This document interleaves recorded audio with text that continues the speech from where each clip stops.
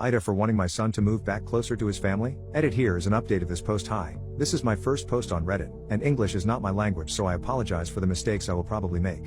I'm 56F and I live with my husband 64M.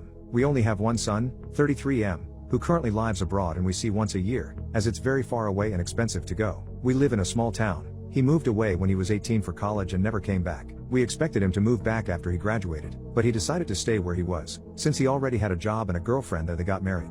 Our town is close to our state's capital where his work field is very strong. Ever since his senior year in college I've been trying to convince him to move closer for a better career and to stay close to his family. He never showed interest, which I find it odd, especially since his wife also works on the same field. 4 years ago, they moved abroad. I felt betrayed when he told me he was already living 3 hours away from us. Why would he choose to go even further to another country, but not the city right next to us?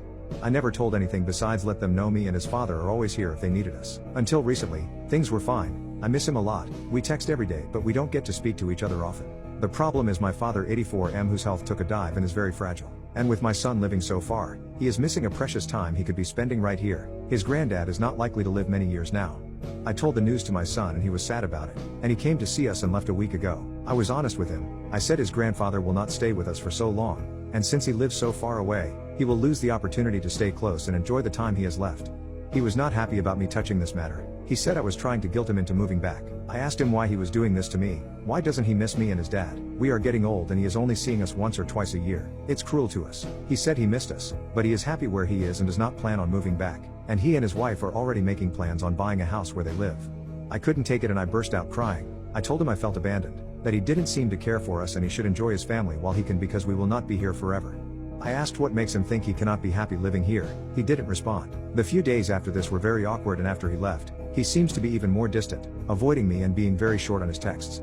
Yesterday his wife called and said my son was feeling bad and told her what happened. She called me an and said I had no right trying to manipulate him like that, and I should be ashamed. I don't think him the for wanting my son closer to me, they are the for abandoning family behind, and him including her as well. Since she did the same, I talk to her mother often and she is on my side. Edit, I didn't realize we could edit the original post. I just want to add some information. 1. I'm not asking my son to sell his happiness just to be by my side. I just can't see why he needed to be so far away, while he and his wife could have wonderful careers around our area. They could earn more money while staying close to family. It's illogical for me to think about anything different. 2. Some are under the impression I gave up my life to become his mother, and that's not true. I had my own career, and a good one. I worked hard to give my son the best I could. I retired 6 years ago. 3.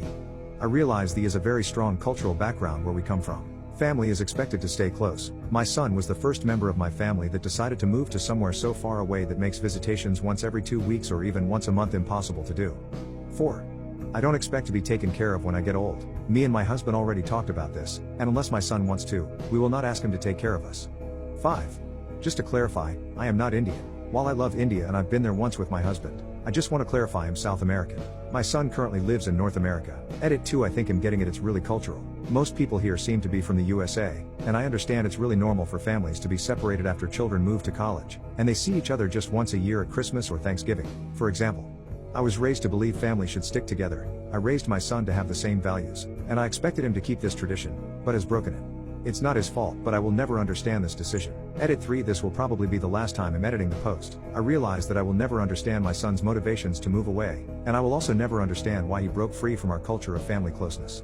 No, I am completely unable to see the world how he does, and I just have to accept it. I am still feeling abandoned, neglected, and am resenting his decisions. I think he is ungrateful and I will probably rethink our will. That said, I have to accept he adopted a new culture, and that is just who he is now. He changed, and I'm not able to change him back. So I take the judgment, and I will work with what I have from now on. Just to add some extra info, I'm rethinking my will because, why should I leave everything for him? Since he chose to be far away, his cousins are all nearby and they help us when we need them. I'm closer to them now than I am to my son. I'm not taking him off the will, I'm just not going to leave everything to him.